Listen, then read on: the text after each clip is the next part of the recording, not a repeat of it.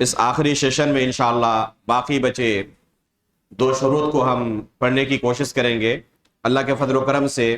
اب تک 5 شرطیں ہم پڑھ چکے ہیں لا الہ الا اللہ کے، اب انشاءاللہ 6ٹھی شرط ہم پڑھیں گے۔ 6ٹھی شرط ہے الاخلاص المنافی للشرک والنفاق۔ قال اللہ تعالی وما امروا الا ليعبدوا اللہ مخلصین لہ الدین حنفاء۔ 6ٹھی شرط ہے کہ اس کلمے کے اقرار میں وہ مخلص ہو، اخلاص کے ساتھ اس کلمے کا اقرار کرے، اس کے اندر شرک اور نفاق کا کوئی شائبہ تک نہ ہو۔ اگر اس کلمے کا اقرار کر رہا ہے اور ساتھ میں شرک بھی پایا جا رہا ہے، ساتھ میں نفاق بھی پایا جا رہا ہے، تو ایسی صورت میں مانا جائے گا کہ وہ مخلص نہیں ہے۔ اس میں اور اس سے پہلے والی شرط میں کیا فرق ہے؟ پہلے والی شرط صدق، یہ کذب کے منافی ہے، اور وہاں پر ہم نے کہا کہ کون کاذب ہے یہ اندازہ آپ نہیں لگا سکتے۔ ایک صحابی رسول نے اس شخص کو کاذب سمجھا تھا اور قتل کر دیا تھا، جس پر اللہ کے رسول صلی اللہ علیہ وسلم نے ان کی سرزنش کی۔ تو کون کاذب ہے آپ نہیں کہہ سکتے، اس لیے ہمیں قبول کرنا ہے۔ یہ جو شرط ہے اخلاص والی، یہ شرک کے منافی ہے۔ اور کسی کو آپ نے دیکھا کہ کلمہ لا الہ الا اللہ کا اقرار بھی کر رہا ہے اور غیروں کے در پہ جا کے سجدے بھی کر رہا ہے، کیا کہا جائے گا؟ اس نے 6ٹھی شرط کو پامال کر دیا ہے، اخلاص نہیں ہے۔ گرچہ کلمہ لا الہ کا اقرار کر رہا ہے لیکن اپنے اس اقرار میں مخلص نہیں ہے۔ اگر مخلص ہوتا تو شرک کا ارتکاب نہ کرتا، اگر مخلص ہوتا تو شرک کا ارتکاب نہ کرتا۔ تو یہ فرق ہے دونوں میں۔ یہ بظاہر آپ دیکھ بھی سکتے ہیں اور کہہ سکتے ہیں کہ فلاں شخص شرک کے اندر مبتلا ہے، لیکن وہ کذب کا جو معاملہ ہے وہ دل کے ساتھ بالکل ہے، اس کا اظہار ظاہر میں مشکل ہے، لیکن شرک کا اظہار آپ ظاہر میں دیکھ سکتے ہیں۔ اسی طرح ریاکاری ہے، اگر کوئی شخص کوئی عمل کرے اور اس کے دل میں اللہ رب العالمین کو خوش کرنا نہ ہو، کسی دوسرے کو خوش کرنا ہو، تو اس کا جزا، بدلہ اللہ رب العالمین کے پاس وہ نہیں پائے گا۔ اللہ کے رسول صلی اللہ علیہ وسلم اللہ رب العالمین سے روایت کرتے ہوئے فرماتے ہیں، اس کو حدیث قدسی کہا جاتا ہے، ترکتہ وشرکہ۔ اللہ رب العالمین فرماتے ہیں کہ میں اس کو بھی چھوڑ دوں گا اور اس کے شرک کو بھی چھوڑ دوں گا۔ حقیقت میں وہ نماز پڑھ رہا ہے لیکن اللہ کو خوش نہیں کرنا چاہتا، کسی دوسرے کو خوش کرنا چاہتا ہے، تو اللہ رب العالمین نے اس کو کیا کہا؟ عمل نہیں کہا بلکہ شرک کہا، ترکتہ وشرکہ، اس کو بھی چھوڑ دوں گا، اس کے شرک کو بھی چھوڑ دوں گا۔ تو یہ کیا ہے؟ اخلاص کے منافی ہے، اخلاص کے منافی ہے کہ وہ اخلاص کے ساتھ اس کلمے کا اقرار نہ کرے۔ اس کی کیا دلیل ہے کہ یہ اخلاص کا پایا جانا لا الہ الا اللہ کے اقرار میں شرط ہے؟ اس کی دلیل اللہ رب العالمین کا یہ قول ہے، اللہ رب العالمین کا یہ کلام ہے، وما امروا الا ليعبدوا اللہ مخلصین لہ الدین حنفاء۔ ان کو صرف اس بات کا حکم دیا گیا تھا کہ وہ اخلاص کے ساتھ اللہ رب العالمین کی عبادت کرے، یکسو ہو کر۔ یہ آیت دلیل ہے کہ اخلاص کے ساتھ عبادت ہوگی تو اللہ رب العالمین کی بارگاہ میں قابل قبول ہے، اخلاص کے ساتھ نہ ہوگی، اس میں شرک کی آمیزش ہو، ریاکاری ہو، نفاق ہو، تو یہ عبادت اللہ کی بارگاہ میں قابل قبول نہیں ہے۔ پتہ چلا کہ اخلاص شرط ہے اللہ رب العالمین کی بارگاہ میں کسی بھی عبادت کے قبول ہونے کے لیے، اور لا الہ الا اللہ یہ سب سے بڑی عبادت ہے۔ اس لیے لا الہ الا اللہ اگر اخلاص کے علاوہ ہے تو قابل قبول نہیں ہے۔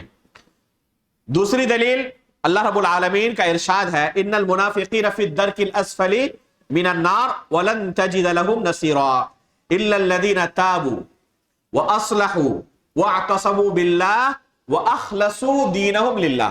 یہ جملہ واخلصوا دینہم للہ یہ محل شاہد ہے۔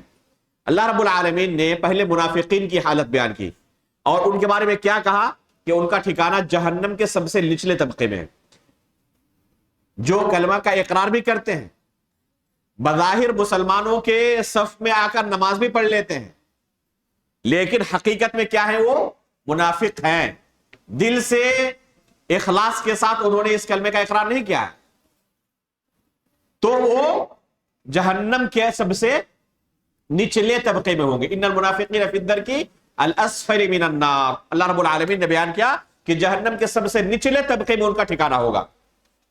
उसके बाद आगे क्या कहा, इल्लल लदीना ताबू, सिवाय उन लोगों के जो इस कलमे का इकरार करने के बाद तौबा भी करते हैं, वह असलहू, इस्लाह का काम करते हैं, वह अतसमू बिल्लाह, अल्लाह की रस्सी को मजबूती के साथ थामे रहते हैं, वह अखलसू दीनहुम लिल्लाह, और अपने दीन को सिर्फ अल्लाह रब्बुल आलमीन के लिए खालिस करते हैं, किसी दूसरे की रजामंदी नहीं चाहते, सिर्फ और सिर्फ अल्लाह रब्बुल आलमीन की रजामंदी की खातिर अपने अमाल को अंजाम देते हैं। तो ऐसे लोग, इन लोगों का ठिकाना कहां है, फउलाइका मअल मुमिनीन वसौफ युतिल्लाहुल मुमिनीना अजरन अज़ीमा, तो ऐसे तमाम लोग मुमिनों के साथ होंगे क़यामत के दिन, और अल्लाह रब्बुल आलमीन मुमिनीन को अजीम अजर अता फरमाएगा। एक तरफ मुनाफिकीन है जिनका ठिकाना जहन्नम के सबसे निचले तबके में, और दूसरी तरफ ये लोग हैं जो इखलास के साथ अमल करते हैं, कोई भी अमल, और ला इलाहा इल्लल्लाह सबसे अजीम अमल है।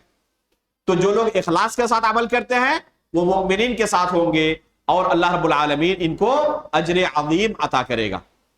तो यह है इखलास का नतीजा, इखलास का बदला, और इखलास ना हो तो उसका भी बदला यह है कि वो जहन्नम के सबसे निचले तबके में होंगे। पता चला कि इस कलमे का इकरार काफी नहीं है। अगर इस कलमे का इकरार काफी होता, बगैर इखलास के भी ये काबिल कबूल होता, तो मुनाफिकीन जहन्नम के सबसे निचले तबके में ना होते, क्योंकि वो इकरार तो कर रहे थे, लेकिन उनका ठिकाना कहां कहा गया, जहन्नम के सबसे निचले तबके में। तो पता चला कि इकरार बगैर इखलास के मुफीद नहीं है, जहन्नम से बचाने के लिए काफी नहीं है, जन्नत में दुखूल का सबब नहीं है। फज़करा फी वस्फिल मुमिनीन अन्नहुम युखलिसून दीनहुम लिल्लाह, अल्लाह रब्बुल आलमीन ने मुमिनीन की सिफत बयान करते हुए फरमाया कि वो अपने दीन को सिर्फ अल्लाह रब्बुल आलमीन के लिए खालिस करते हैं, सिर्फ अल्लाह की रज़ामंदी के लिए अमल करते हैं। वज़करा फी वस्फिल मुनाफिकीन अन्नहुम ज़िद्दुल मुमिनीन फी ज़ालिक, और मुनाफिकीन की सिफत बयान करते हुए अल्लाह ने कहा कि वो इस बाब में, इकरार के बाब में मुमिनीन के बिल्कुल अपोजिट और बरअक्स है, उनके बिल्कुल बरअक्स है। ये मुमिनीन इखलास के साथ अमल करते हैं और ये इखलास इनके अंदर नहीं पाया जाता।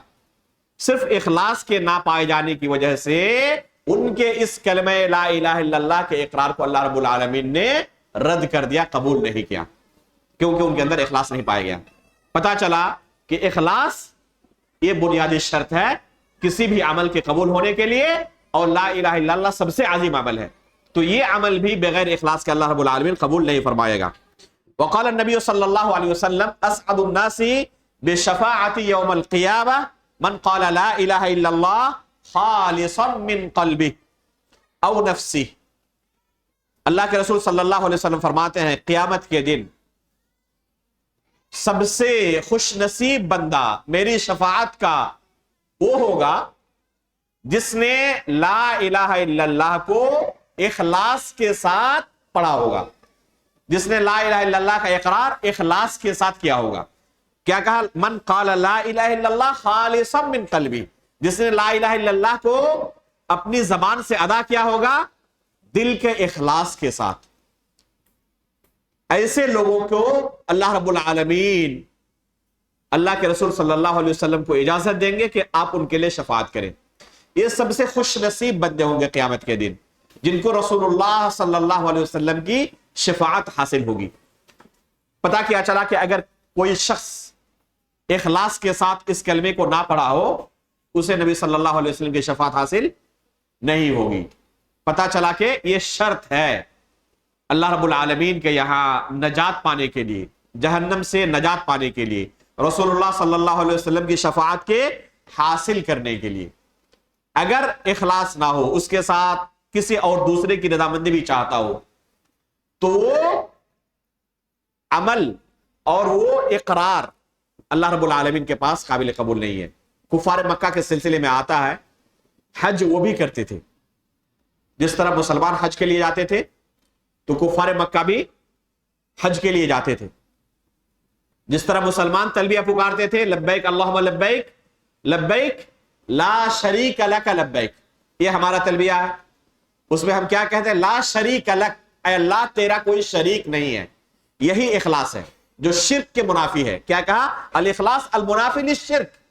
یہ تلبیہ کے اندر وہ اخلاص موجود ہے جس کا ہم اپنی زبان سے اقرار کرتے ہیں. لبیک اللہم لبیک لبیک لا شریک لک لبیک. مشرکین بھی تلبیہ پکارتے تھے، حج کے لیے بھی جاتے، حج بھی کرتے، وہ بھی تلبیہ پکارتے، لیکن کیا کرتے؟ تھوڑا سا اس میں مکس کر دیتے تھے. یہی ان کا جرم تھا، اخلاص نہیں تھا، شرک کر دیتے تھے فوراً. کیا کہتے؟ الا شریکا هو لک تملکہ وما ملک. صرف اس جملے کا اضافہ کر دیتے جس وجہ سے اللہ رب العالمین نے ان کی عبادت کو قبول نہیں کیا، ان کی عبادت کو رد کر دیا. وہی تکلیفیں برداشت کرتے، سفر کرتے، حج کی صعوبتیں برداشت کرتے، تلبیہ بھی پکارتے، لیکن اللہ رب العالمین کی بارگاہ میں ان کا یہ عمل، ان کا یہ نفسی جہاد قابل قبول نہیں ہوا. کیوں؟ کیا کہتے ہیں؟ الا شریکا هو لک تملکہ وما ملک. اے اللہ تیرا کوئی شریک تو نہیں بس سوائے اس شریک کے جس کا تو ہی مالک ہے. تملکہ وما ملک، تو اس شریک کا بھی مالک ہے اور ان چیزوں کا بھی مالک ہے جس کا وہ شریک مالک ہے. اللہ رب العالمین کو مالک کہہ رہا ہے لیکن ساتھ میں تھوڑی سی گنجائش نکال رہا ہے. یہ تھوڑی سی گنجائش جو نکالتے ہیں نا، بڑا خطرناک ہوتا ہے معاملہ. بعض لوگ کیا کریں گے؟ حق کا دفاع کریں گے لیکن کوشش کریں گے کہ دوسرے فریق کے جو ہے نا وہ بھی راضی رہے ہم سے، ان کے ساتھ بھی اٹھنا بیٹھنا لگا رہتا ہے تو وہ بھی ناراض نہ ہو جائے. اس لیے حق کا دفاع کرنے کے ساتھ ساتھ باطل کے لیے تھوڑی سی گنجائش نکال کے رکھتے ہیں. یہ بڑا خطرناک مرض ہے. یہ بڑا خطرناک مرض ہے کہ آپ دونوں فریق کو خوش رکھنا چاہیں، یہ نہیں ہو سکتا. الا شریکا هو لک جو معاملہ ہے یہ اخلاص نہیں ہے، اور ہمارا یہ دین اخلاص چاہتا ہے.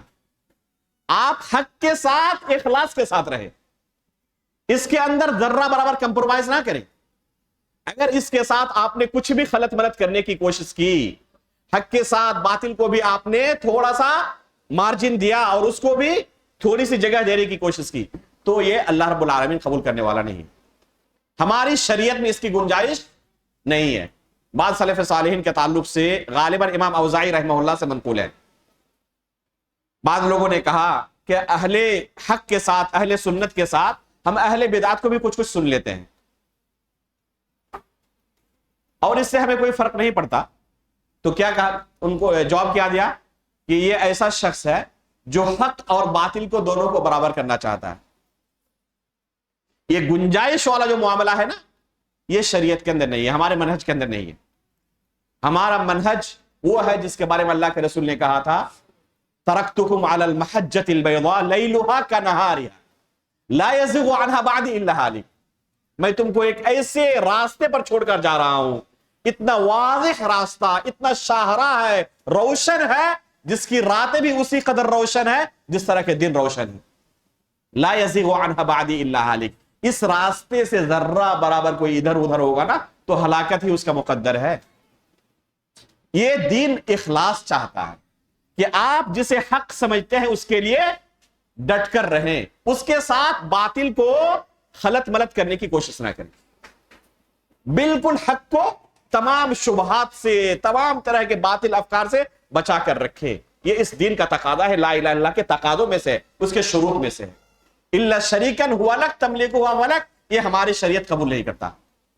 ہماری شریعت صرف لبیک اللہم لبیک لبیک لا شریک لک، یہ لا شریک لک ہماری شریعت اس کی تعلیم دیتا ہے کہ اللہ کے ساتھ کسی کو ہم شریک نہیں کر سکتے، ذرہ برابر کسی کو شریک نہیں کر سکتے. یہاں تک کہ کسی دوسرے کی رضامندی بھی اگر ہم نے کسی عبادت کے اندر شامل کر لی تو اسی کو ریا کہا گیا ہے. اسی کو کیا کہا گیا؟ ریا کہا گیا ہے. اور ریا کو اللہ رب العالمین نے شرک سے تعبیر کیا ہے. ترکتہ الشرک، اس کو اللہ تعالیٰ نے شرک کہا کہ اس کو بھی میں چھوڑ دیتا ہوں اور اس کے شرک کو بھی چھوڑ دیتا ہوں. تو یہ اخلاص ضروری ہے. لا الہ الا اللہ کا اقرار کرنے کے ساتھ ساتھ کون سا اخلاص؟ جو شرک کے منافی ہو، جو ریا کے منافق ہو، جو نفاق کے منافی ہو. اگر یہ چیزیں موجود ہیں اس کا مطلب کہ لا الہ کے اندر ہم مخلص نہیں ہیں. یہ چھٹی شرط ہے کہ لا الہ کا اقرار بھی کریں، ساتھ میں ہم مخلص بھی رہیں. آخری شرط ہے، ساتویں شرط، المحبہ المنافیہ للبغض والکراہیہ. لا الہ الا اللہ کا اقرار کرے، اللہ رب العالمین کی محبت ہمارے دلوں میں ہو، رسول اللہ صلی اللہ علیہ وسلم کی محبت ہمارے دلوں میں ہو، بغض اور کراہیت کا ذرہ برابر کوئی شائبہ نہ ہو۔ اگر بغض اور کراہیت پائی جا رہی ہے تو وہ لا الہ الا اللہ کے تقاضوں کے منافی ہے، لا الہ الا اللہ کے شروط کے منافی ہے۔ محبت شرط ہے، محبت کے بغیر اللہ رب العالمین یہ عمل آپ سے قبول کرنے والا نہیں ہے۔ دنیا کے اندر بھی ہم اگر کوئی شخص ہم سے نفرت کرتے ہوئے کوئی عمل کرے، ہم نے کسی کو حکم دیا اور نفرت اور بغض و کراہیت کا مظاہرہ کرتے ہوئے اس نے کیا، تو ہم اس سے خوش ہوتے ہیں؟ ہم اس سے خوش نہیں ہوتے۔ تو کیا اللہ رب العالمین بغض و کراہیت کے ساتھ اگر ہم اس کلمے کا اقرار کریں، محبت کے ساتھ اقرار نہ کریں، تو اللہ رب العالمین قبول کر لے گا؟ حاشا وکلا، یہ ہو ہی نہیں سکتا کہ اللہ رب العالمین بغض و کراہیت کے ساتھ اس کلمے کے اقرار کو قبول کر لے۔ محبت کا ہونا بنیادی شرط ہے اس کلمے کے اقرار کے لیے، کہ اس کلمے کے اقرار کو ہم اللہ رب العالمین کی محبت کے اندر ڈوبے ہوئے ہوں، اس کے رسول کی محبت میں ڈوبے ہوئے ہوں۔ اس کی دلیل کیا ہے؟ اس کی دلیل اللہ رب العالمین کا یہ ارشاد ہے، وَمِنَ النَّاسِ مَن يَتَّخِذُ مِن دُونِ اللَّهِ أَندَادًا يُحِبُّونَهُمْ كَحُبِّ اللَّهِ وَالَّذِينَ آمَنُوا أَشَدُّ حُبًّا لِلَّهِ۔ سورہ بقرہ کی آیت ہے کہ جو اللہ کے ساتھ دوسروں کو شریک کرتے ہیں وہ اپنے معبودان باطلہ کے ساتھ اسی طرح محبت کرتے ہیں جیسے کہ اللہ سے محبت کی جاتی ہے۔ جیسے کہ اللہ سے محبت کرتے ہیں اسی طرح اپنے معبودان باطلہ سے بھی وہ محبت کرتے ہیں۔ والذین آمنوا، یہ تو کفار کی بات ہوئی۔ جہاں تک مؤمنین کی بات ہے ان کا معاملہ کیسا ہے؟ والذین آمنوا اشد حبا للہ، ایمان والے اللہ رب العالمین سے اس سے کہیں زیادہ محبت کرنے والے ہوتے ہیں۔ حقیقت میں اہل ایمان کے اندر، ان کے دلوں میں اللہ کی جو محبت ہوتی ہے، یہ محبت کسی دوسری محبت اس کے سامنے کچھ بھی نہیں ہے، ہیچ ہے۔ یہاں تک کہ اولاد کی محبت، والد کی محبت، بیوی کی محبت، مال کی محبت، ہر چیز کی محبت، محبت نہ ہو اللہ رب العالمین کی تو حقیقت میں عبادت کو انجام دینا کما حقہ ممکن ہی نہیں ہے۔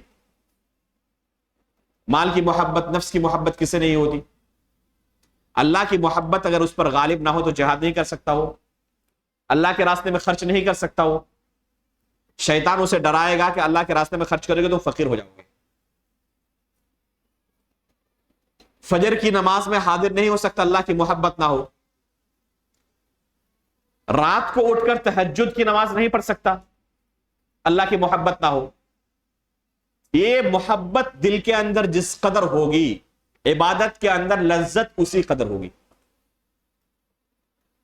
ابراہیم علیہ الصلوۃ والسلام اللہ کی محبت میں اپنے بیٹے کے گلے پر چھری رکھ دیتے ہیں۔ غزوہ بدر کے اندر جو لوگ قیدی بن کر آئے مسلمانوں کے ہاتھ، اللہ کے رسول صلی اللہ علیہ وسلم مشورہ طلب کرتے ہیں ان کا کیا کیا جائے۔ ابوبکر صدیق رضی اللہ تعالیٰ عنہ نے کیا فیصلہ کیا، کیا مشورہ دیا کہ ان کو فدیہ لے کر چھوڑ دیا جائے، اس لیے کہ ہمیں مصلحت انہوں نے دیکھی کہ ہمیں اس وقت تقویت کے لیے مال کی بہت ضرورت ہے، ابھی ہم قسم پرسی کے عالم میں ہیں، مالی طور پر مضبوط ہوں گے تو اسلام کو مزید حسن نیت ہے۔ عمر فاروق رضی اللہ تعالیٰ عنہ سے اللہ کے رسول نے یہی سوال کیا تو انہوں نے کیا کہا؟ ان سب کا انجام فقط قتل ہے، یہاں تک کہ جو اپنے رشتہ دار ہیں وہ اپنے رشتہ داروں کو قتل کرے۔ اللہ کی محبت نہ ہو تو یہ ممکن ہے؟ ابھی میں نے ابوبکر صدیق رضی اللہ تعالیٰ عنہ کا قصہ بیان کیا اپنے والد کے ساتھ۔ ان کے والد نے کیا کہا کہ کسی جنگ کی بات ہے، آپ میرے تلوار کی زد میں تھے، اگر آپ کی محبت میرے دل میں نہ ہوتی، بیٹے کی محبت غالب نہ آ جاتی تو میں آپ کا کام تمام کر دیتا۔ ابوبکر صدیق رضی اللہ تعالیٰ عنہ کیا جواب دیا؟ ابا جان، اگر آپ میرے تلوار کے زد میں آ جاتے تو میں اس کی پرواہ نہیں کرتا کہ آپ میرے والد ہیں، اللہ اور اس کے رسول کی محبت کہیں زیادہ میرے دل میں اس سے ہے، اس وقت میں پرواہ نہیں کرتا۔ سلف صالحین کے بارے میں آتا ہے اس دین کی خدمت کے لیے اگر اپنے قریبی رشتہ داروں کے تعلق سے بھی انہیں علم ہوتا کہ یہ منحرف ہے، بدعتی ہے، اس کے اندر کوئی بدعت پائی جاتی ہے، اپنے قریبی رشتہ داروں کے بارے میں جرح کرتے کہ میرے بھائی سے، میرے والد سے، میرے فلاں سے، میرے فلاں سے دین نہ لو، علم نہ لو، کیونکہ اس کے اندر فلاں فلاں بدعت موجود ہے. یہ ممکن ہے؟ یہ معمولی چیز ہے. آج کل لوگ آپ پائیں گے کہ معمولی کسی کے ساتھ کوئی منفعت جڑی ہوئی ہو تو اس کے خلاف ایک لفظ کہنا ممکن نہیں ہوتا. معلوم ہے کہ وہ بدعتی ہے، گمراہ ہے، دین کے نام پہ لوگوں کو گمراہ کر رہا ہے، لیکن منفعت اپنی جڑی ہوئی ہے دنیاوی، بہت سارے، کہنا گوارا نہیں ہوتا. جنہوں نے اس دین کو ہم تک پہنچایا ہے ان کا مقام ایسے ہی نہیں ہوا ہے، بلکہ اپنے قریبی لوگوں پر انہوں نے جرح کی ہے، اپنے بھائی پر، اپنے قریبی رشتہ داروں پر، اپنے دوستوں پر، کہ فلاں سے دین نہ لو اس لیے کہ وہ منحرف افکار کے حامل ہیں، ان سے دین قبول نہیں کیا جائے گا. یہ کب ممکن ہو سکتا ہے؟ جب اللہ کی محبت، اس کے رسول کی محبت ہر چیز پر غالب آ جائے. انسان اس وقت کسی چیز کی پرواہ نہیں کرتا. ایک صحابی رسول اللہ کے رسول کے پاس آئے اور انہوں نے پوچھا کہ اللہ کے رسول قیامت کب ہوگی؟ اللہ کے رسول نے پوچھا کہ آپ کی تیاری کتنی ہے قیامت کے تعلق سے؟ انہوں نے کہا کہ اللہ کے رسول تیاری تو بہت خاص نہیں ہے، نہ بہت زیادہ روزے ہیں، نہ بہت زیادہ نمازیں ہیں، نہ بہت زیادہ عبادتیں ہیں، البتہ ایک پونجی میرے پاس ہے. کیا؟ انی احب اللہ ورسولہ، میں اللہ اور اس کے رسول سے محبت کرتا ہوں. دیکھیں کہ کتنی عظیم عبادت ہے یہ محبت. اللہ کے رسول نے کیا فرمایا؟ انس رضی اللہ تعالیٰ عنہ کی روایت ہے، اللہ کے رسول نے فرمایا انت مع من احببت، قیامت کے دن آپ اسی کے ساتھ ہوں گے جس کے ساتھ آپ کی محبت ہوگی. اللہ اکبر. صحابہ اکرام فرماتے ہیں کہ ہماری زندگی میں اس سے بڑی کوئی خوشخبری ہم نے اللہ کے رسول کی زبان سے نہیں سنا تھا. ہمارے لیے سب سے بڑی خوشخبری اللہ کے رسول کی زبان سے یہی تھی. اس سے بڑی کوئی خوشخبری ہم نے اللہ کے رسول سے اپنے لیے نہیں سنی تھی. کیوں؟ کیونکہ ہم تمام صحابہ اللہ اور اس کے رسول سے محبت کرنے والے تھے. حقیقت میں جھوٹی محبت نہیں، جس طرح کے آج لوگ دعوے کرتے ہیں نا، محبت کے نام پہ سب بدعتیں کرنے والے، سینہ ٹھوکنے والے اور حلوے کھانے والے اور جلوس نکالنے والے، محبت کے نام پہ سب ہو رہا ہے نا. یہ محبت نہیں ہے. حقیقی محبت وہ ہے جو صحابہ اکرام نے کر کے دکھایا ہے. اللہ کے رسول پر تیروں کی بارش ہو رہی ہے اور اپنے سینوں کو آگے کر دیتے ہیں، آخری سانس تک اللہ کے رسول کی حفاظت کرتے ہیں. یہ ہے محبت. یہ کب ہو سکتا ہے؟ جب اللہ کے رسول کی محبت اپنے نفس کی محبت پر غالب آ جائے. تو یہ محبت جو ہے ایمان کے شرائط میں سے. اگر بغض ہے، کراہیت ہے، تو اللہ رب العالمین کو ایک اقرار کلمہ لا الہ الا اللہ کا کوئی، اس سے کچھ اللہ رب العالمین کو مطلوب نہیں ہے. کراہیت کے ساتھ، بغض کے ساتھ اگر کسی نے اس کلمے کا اقرار کیا تو اسے فائدہ نہیں پہنچانے والا. کسے فائدہ پہنچائے گا؟ جس نے محبت کے ساتھ اس کلمے کا اقرار کیا ہوگا. اللہ رب العالمین اور اس کے رسول سے محبت حقیقی محبت کی ہوگی. نبی صلی اللہ علیہ وسلم فرماتے ہیں ثلاث من کن فیہ وجد حلاوۃ الایمان ان یکون اللہ ورسولہ احب الیہ مما سواہما. تین طرح کے لوگ ایسے ہیں جو تین اعمال ایسے ہیں جس بندے کے اندر یہ تین اعمال پائی جائیں گی وہ حقیقت میں ایمان کی چاشنی کو، ایمان کی حلاوت کو پالے گا. وہ تین اعمال کیا ہیں؟ پہلا عمل ہے کہ اللہ اور اس کے رسول اس کے نزدیک سب سے محبوب، اس سے زیادہ محبوب کچھ بھی نہ ہو. اگر حقیقت میں کسی کے دل کے اندر یہ عمل پایا گیا تو وہ حقیقت میں ایمان کی چاشنی کیا ہوتی ہے وہی جان سکتا ہے. ایمان کی چاشنی کیا ہوتی ہے. اس وقت اسے احساس کچھ نہیں ہوگا کہ کتنی مصیبتیں مجھے اس راستے میں جھیلنی پڑی اور کتنی دیر تک میں سجدے میں ہوں، کتنی دیر تک نماز میں کھڑا ہوں. اللہ کے رسول کے تعلق سے آتا ہے، حالانکہ اللہ کے رسول کی تمام اگلی پچھلی گناہ اللہ نے معاف کر دی تھی. کھڑے رہتے نماز میں اور پیر پھول جاتا، ورم جسے کہتے ہیں، ورم کے شکار ہو جاتے، پیر پھول جاتا کھڑے ہوئے. صحابہ اکرام نے پوچھا کہ اللہ کے رسول، اللہ تعالیٰ نے آپ کی اگلی پچھلی تمام گناہیں معاف کر دی ہیں، اس کے بعد بھی آپ اس طرح اللہ کی بات میں مشغول رہتے ہیں. تو اللہ کے رسول نے کیا فرمایا؟ افلا اکون عبدا شکورا، کیا میں اللہ تعالیٰ کا شکر گزار بندہ نہ بنوں؟ محبت اگر دل میں ہو تو ہر عمل ہیچ ہے. ایک ماں سرد رات میں بھیگے ہوئے بستر پر خود سونا گوارا کر لیے تھے، اپنے بچے کو سوکھا بستر بار بار چینج کرتی ہے. یہ اس ماں کے دل میں اللہ نے محبت ڈال دی ہے. تب اگر اس ماں کے دل میں اللہ کی محبت نہ ہو تو کیا کہتے ہیں بچے کی محبت نہ ہو تو یہ کام کر سکتی ہے؟ ممکن نہیں ہے۔ تو یہی کیفیت اللہ رب العالمین کے تعلق سے ہمارے دل میں ہو تو تمام اعمال پھر ہمارے لیے آسان ہو جاتے ہیں، اور محبت نہ ہو تو پھر ہر عمل مشکل ہے، بہت مشکل ہے۔ یہ نماز 50 سال 60 سال 70 سال تک 5 وقت کی پابندی کے ساتھ پڑھنا کوئی آسان کام نہیں ہے، لیکن محبت ہو تو بہت آسان ہے۔ محبت اگر اللہ کے دل میں ہو تو بہت آسان ہے، کوئی مشکل نہیں۔ وَإِنَّهَا لَكَبِيرَةٌ إِلَّا عَلَى الْخَاشِعِينَ، یہ بہت مشکل ہے، لیکن جن کے دل میں خشوع ہے ان کے لیے بہت آسان ہے، ان کے لیے کوئی مشکل نہیں ہے۔ تو یہ پہلی چیز ہے کہ اللہ اور اس کے رسول کی محبت اس کے نزدیک سب سے بڑھ کر ہو، اس سے بڑھ کر کچھ بھی نہ ہو۔ دوسری چیز ان يحب المرء لا يحبه الا لله، کسی انسان سے اس کی محبت ہے کس بنا پر؟ اللہ رب العالمین کے لیے۔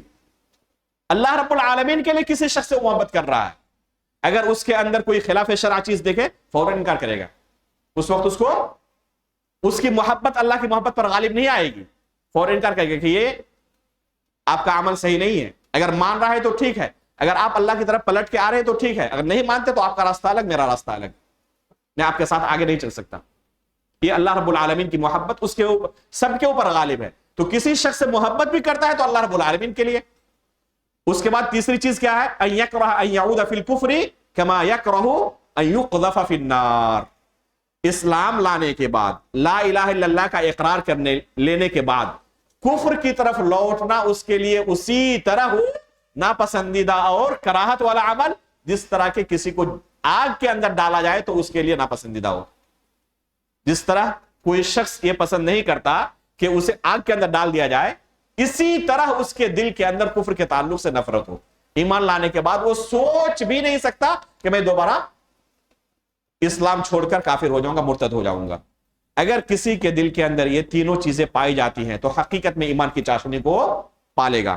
یہ حدیث اس بات کی دلیل ہے کہ محبت کا ہونا لا الہ الا اللہ کے اقرار میں ضروری ہے۔ اگر محبت نہ ہو، کراہیت کے ساتھ، بغض کے ساتھ اگر اس کلمے کا اقرار کر رہا ہے تو یہ اسے جہنم کی آگ سے نہیں بچا سکتا۔ ولما قال بعض الصحابة عن مالك ابن الدخيشن اور ابن الدخشن، ایک صحابی رسول ہے جن کا یہ نام ہے ابن الدخیشن یا ابن الدخشن، جب بعض صحابہ نے اس صحابی کے متعلق یہ کہا ذالک منافق لا يحب اللہ ورسولہ، کہ یہ بندہ منافق ہے، اللہ اور اس کے رسول سے محبت نہیں کرتا۔ دیکھیں معیار اللہ کے رسول نے کیا دیا تھا، صحابہ کرام نے اس شخص پر اعتراض کیوں کیا اور منافق کیوں کہا، اس کی علت کیا بیان کی؟ لا يحب اللہ ورسولہ، اللہ اور اس کے رسول سے محبت نہیں کرتا، یہ منافق ہے۔ لیکن اللہ کے رسول صلی اللہ علیہ وسلم نے ان کی تردید کی کہ آپ کا نظریہ غلط ہے، یہ منافق نہیں مومن ہے۔ کس لیے؟ اللہ کے رسول نے فوراً فرمایا لا تقل ذلک، ایسا نہ کہہ ان کے بارے میں، الا تراہ قد قال لا الہ الا اللہ یرید بذلک وجہ اللہ، آپ نہیں دیکھتے کہ انہوں نے لا الہ الا اللہ کا اقرار کیا ہوا ہے اور صرف اللہ کی خوشنودی وہ چاہتا ہے، اللہ کے علاوہ کسی کی خوشنودی نہیں چاہتا۔ تو اگر اللہ کی خوشنودی کے لیے اس نے کیا ہے تو اس کا مطلب ہے کہ اللہ کی محبت اس کے دل میں ہے، اور جس کے دل میں اللہ کی محبت ہو اس کی نجات کے لیے یہ انشاءاللہ کافی ہے۔ ایک صحابی کے تعلق سے آتا ہے اللہ کے رسول صلی اللہ علیہ وسلم نے شراب پینے والے پر لعنت بھیجی ہے۔ ایک صحابی اس جرم کے اندر گرفتار ہوئے اور ان کو اللہ کے رسول کی عدالت میں حاضر کیا گیا۔ اللہ کے رسول صلی اللہ علیہ وسلم نے ان پر حد نافذ کی، چلے گئے، پھر کچھ دنوں کے بعد دوبارہ اسی جرم میں ان کو لایا گیا، پھر حد نافذ کی، پھر چلے گئے۔ جب کئی بار لایا گیا تو ایک صحابی نے کہا کہ تم پر اللہ کی لعنت ہو۔ غور کریں، اللہ کے رسول نے خود شراب پینے والے پر لعنت بھیجی تھی، لیکن یہ حکم عام تھا۔ یہ حکم کیا تھا؟ عام حکم تھا، کسی معین شخص کے بارے میں نہیں کہا تھا کہ فلاں پر اللہ کی لعنت ہو، جو شراب پیے گا اس پر اللہ کی لعنت ہو۔ اس صحابی نے غلطی کہاں کی؟ اس لعنت کے حکم کو ایک معین شخص پر جسمہ کر دیا، تو اللہ کے رسول نے فوراً کہا لا تلعنہ فإنہ یحب اللہ ورسولہ، ان کو لعنت نہ بھیجو، یہ اللہ اور اس کے رسول سے محبت کرتے ہیں، اور جن کے دل میں اللہ اور اس کے رسول کی محبت ہو وہ لعنت کا مستحق نہیں ہے۔ शैतान के चक्कर में पड़कर गुनाह हो गया है, लेकिन इस वजह से लानत आप उसके ऊपर भेजे, ये जायज नहीं है, क्योंकि ये अल्लाह और उसके रसूल से मोहब्बत करता है। तो ये मोहब्बत अजीम इबादत है, मोहब्बत अजीम इबादत है। अल्लामा इब्न क़य्यिम रहमहुल्लाह ने इस मोहब्बत के ताल्लुक से सैकड़ों सफ़हात दर्ज किए हैं। इतना वसी बाब है और प्यारा बाब है, इसके ताल्लुक से अगर बोलना शुरू किया तो बहुत वक्त लगेगा, लेकिन ये इंशाअल्लाह काफ़ी है जो हमारे सामने अभी इस मोहब्बत के ताल्लुक से बयान हुआ। उसके बाद आगे है फ़हादिही सबअतु शुरूतिन, ये कुल 7 शर्तें हैं। जमाअहा अल-हाफ़िज़ुल हकमी रहमहुल्लाह फ़ी सुल्लमिल उसूल फ़ी बैतैन। सुल्लमुल उसूल ये हाफिज हकमी रहमहुल्लाह की एक किताब है। सुल्लमुल उसूल इला इल्मिल उसूल, अरबी जबान में। सऊदी अरब के अंदर एक आलिम दीन थे जो चंद सालों पहले वफात पाए हैं, यानी तकरीबन 100 साल के अरसे में जो बड़े उलमा पैदा हुए उनमें से एक ये थे। बहुत ही कम उम्र के अंदर इनकी वफात हो गई थी, जवानी के आलम में उनकी वफात हो गई थी। लेकिन इस जवानी की जिंदगी में ही उन्होंने ऐसी अजीम किताबें तसनीफ की हैं कि अगर पूरी जिंदगी हम पढ़ लें इन किताबों को तो हमारे लिए बहुत बड़ा यह सरमाया होगा। उनमें से उनकी एक किताब है सुल्लमुल उसूल, जिसके अंदर उन्होंने अशआर में अहले सुन्नत वल जमात के अकीदे को बयान किया, और फिर खुद उन्होंने इन अशआर की शरह की है मारिजुल कबूल के नाम से। मारिजुल कबूल शरह सुल्लमुल उसूल, और ये शरह 3 जिल्दों में छपी हुई है। बहुत ही बेहतरीन शरह, अकीदे के अंदर जो सबसे उम्दा किताबें हैं उनमें से ये एक किताब शुमार की जाती है, मारिजुल कबूल। तो खुद उन्होंने इसकी शरह की है। उस किताब के अंदर इन 7 शुरूत का उन्होंने सिर्फ 2 अशआर, 7 शुरूत को 2 अशआर के अंदर बयान कर दिया है। अगर ये 7 शुरूत आप याद रखना चाहते हैं तो ये शेर याद कर लीजिए। ये शेर अगर आपने याद कर लिया तो हमेशा हमेशा ये 7 शुरूत आपको याद रहेंगे। वो शेर क्या है? फरमाते हैं अल इल्मु वल यकीनु वल कबूलु वल इनकियादु फद्रि मा अकूलु वस्सिद्कु वल इखलासु वल महब्बा वफ़क़क़ल्लाहु लिमा अहब्बा। ये 2 शेर के अंदर उन्होंने इन 7 शुरूत को बयान कर दिया है। पहली शर्त है अल इल्म, दूसरी शर्त है अल यकीन, तीसरी शर्त है कबूल, चौथी शर्त है इनकियाद, फद्रि मा अकूल। इसका माना क्या है? कहते हैं ना ला अदरी, हम फद्रे यानी तुम जान लो, मा अकुल जो मैं कह रहा हूं, जो मैं कह रहा हूं तुम उसे जान लो। ये शेर का वजन फिट करने के लिए उन्होंने आखिर में ये लफ्ज कहा, इस शेर के आखिर में। उसके बाद क्या कहा? वस्सिद्कु, ये क्या कहते हैं कि 5वीं शर्त है। वल इखलासु 6ठी शर्त है। वल महब्बा ये 7वीं शर्त है। उसके बाद आगे कहा वफ़क़क़ल्लाहु लिमा अहब्बा, अल्लाह रब्बुल आलमीन जो पसंद करे आपको उसकी तौफीक अता करे, आमीन या तक़ब्बल या रब्बल आलमीन। ये 7 शर्तें हैं जो मुत्तफ़क़ अलैह हैं तमाम उलमा के नजदीक, अहले सुन्नत वल जमात के जो सलफी उलमा हैं तमाम के नजदीक मुत्तफ़क़ 7 शुरूत हैं। एक 8वीं शर्त है जिसे बाद उलमा ने जिक्र किया है। वो शर्त क्या है? अल कुफ़रानु बिमा युअबदु मिन दुनिल्लाह, अल्लाह रब्बुल आलमीन के सिवा जिनकी भी परस्तिश की जाती है, इबादत की जाती है, उनकी तकफीर करना, उनका इनकार करना। बाद उलमा ने कहा है कि 8वीं शर्त यह है, लेकिन हकीकत में अगर आप देखें तो हमने ईमान के 2 अरकान, ला इलाहा इल्लल्लाह के 2 अरकान बयान किए थे, अन्नफी वल इस्बात, याद है ना?